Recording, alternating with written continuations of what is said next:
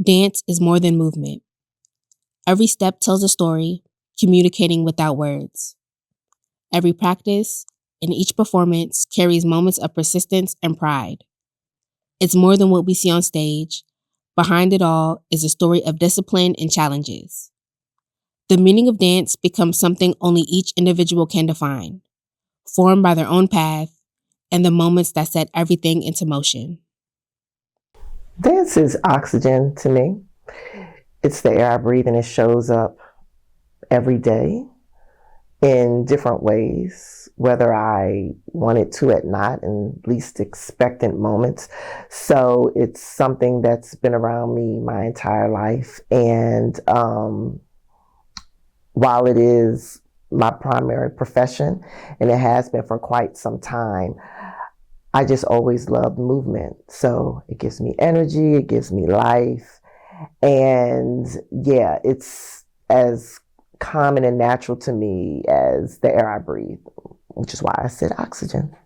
What dance means to me is self-expression. It kind of goes for all forms of art.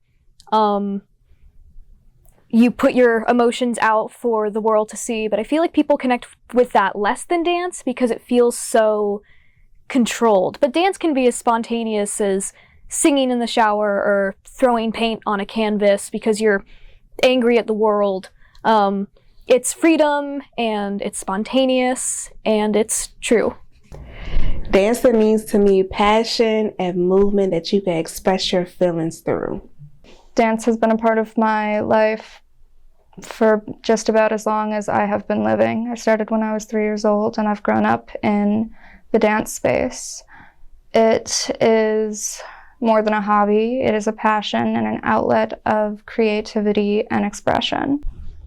To me, dance is mainly a creative outlet. I've been dancing since I was young, so there's also a lot of nostalgia, but whenever I'm just bored or nervous or happy, I just get up and dance in my room.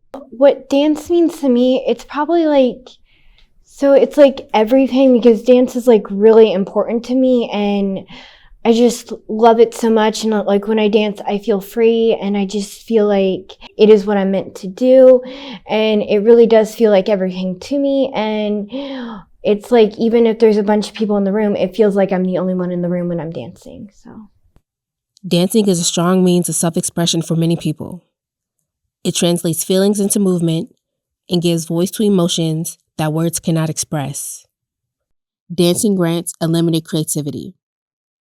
Every dancer brings their unique personality and traditions to each action. I incorporate individuality in my choreography by expressing my personality, which by being sassy. Professor Walker makes it easier to incorporate individuality into choreography because she gives us our own solos. Sometimes they're solos she choreographs based on our specific skills and talents. Sometimes it's more improvised. She just says, "You have 8 counts, go," she makes it easy to be individual. On my own, I mostly use my face. I smile, or I frown, or I look very angry or somber, because that's how I know how to use my individuality while still hitting all the right cues.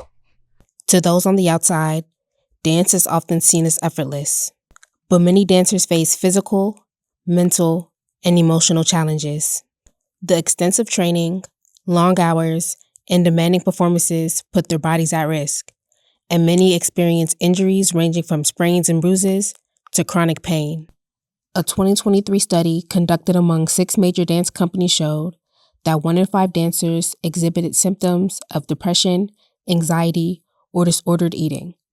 The type and the intensity of these challenges can vary depending on the style and demands of the dance, highlighting the unseen struggles many dancers face. I don't think that people think that it's easy, but I think that it's a lot harder than people think it is. They think you just go to the studio and you show up on a day to perform and then that's it. But it's an ongoing process that it's those moments in between that make the person, make the dancer, that body maintenance, that mental maintenance, knowing when to take a rest and making yourself stop. Dancers are one of the hardest working artists, particularly when they're at that professional phase, because sometimes it's hard for them to just turn it off because it's your body. You take your art with you every single where you go, and you're constantly pushing it to the limit. So it's not just the physical, it's the emotional, it's their mental health pieces that constantly have to be taken care of just as well as the body and trying to perform and be, a great dancer. A lot of people, I don't think they realize how much of a workout dance is and how much hard work it is. It is not easy, but if you love it, then it will eventually feel easier than it did at first, but it's definitely hard work. There's times that my knees will crack and my knees don't work. My knees gave out just by dancing alone, or if you're doing point or tap, you got bunions on your toes, you have feet problems, your feet is really bad, you have my heels and everything. Since I've been dancing for over 18 to 20 years, I have permanently cracked heels, which hurts very, very bad when I walk. So it takes a toll on your body. There's 1000% pressure to always better yourself to an unrealistic ideal. But when you see your peers getting roles and achieving so much, when you're in the same classroom doing the same movements, obviously you want to do whatever she's doing, look however she looks. And it goes to extremes. There was one girl I knew who was so thin and so frail that, frail's not the right term. She was exceedingly strong, but her skin was so lacking in nutrients and luster that you could see partially through her. She had become almost entirely translucent. You could see all of her ribs, and the majority of her skeleton was protruding. But that year, when she was at her most unhealthy, she got the most roles. She was featured in all of the pieces and was the star of the entire show. So it goes to demonstrate a dangerous ideal that still exists today. But like I said, it's been getting better.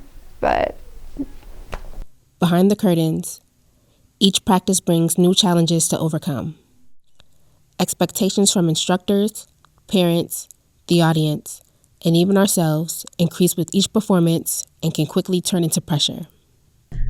I deal with moments of doubt and stress and self-criticism, and there are a lot of them, mostly by practicing, by drilling until I know that I've got it, by taking extra time in class to take a corner if they're running a solo or a trio or a duo, to take a corner and review things I know that I'm iffy on.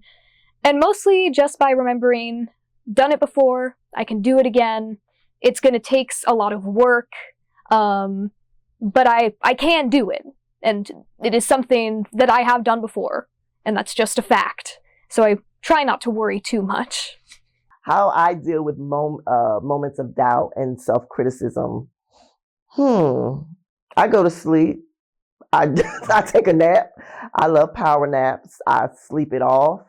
I'll have a sip of tea or coffee or something else. Sometimes I do it through journaling and writing. But basically, those different actions ultimately mean an act to redirect my thoughts and my focus, remembering who I am, what my mission is, why I'm doing it. And because those things, they can be a burden, they could distract you, you won't accomplish your mission, the task. So I just find a way to redirect the energy and act as if just brush it all off and keep on moving. Dance is not always an individual journey, it's a shared experience. While in the studio, strangers become friends, and instructors pass down wisdom that helps shape each dancer as a person. Through dance, bonds are formed that extend beyond the stage, creating lifelong connections. Dance has helped me grow personally. by having something that I can do away from like all the other people in my life, where it's very like close-knit. We don't really like, we see a lot of each other. So it's somewhere where I can get away and do what I like. And then it's helped me grow as part of a community by like just dancing with and meeting other people who like also enjoy dance and have the similar interests. And so it helps me make connections within things I like. As a part of a community, dance has just helped me make connections with Professor Walker, of course, some local choreographers at different community theaters, with fellow dancers, of course. And it's just helped me learn and grow as a dancer. And that in turn affects me personally, because it gives me the confidence to continue dancing and to strive to dance better and challenge myself and just aim for the top, even though I know I'm going to stumble and trip over my own feet along the way. Hopefully not on the stage. But even if it does happen, we got to get back up and keep on stepping. The duality of dance is what makes it so powerful. Dancing is more than just movement. It's about expression, connection, and perseverance. Every jump, turn, and step serves as a reminder that despite the challenges, there is beauty in taking the next stride.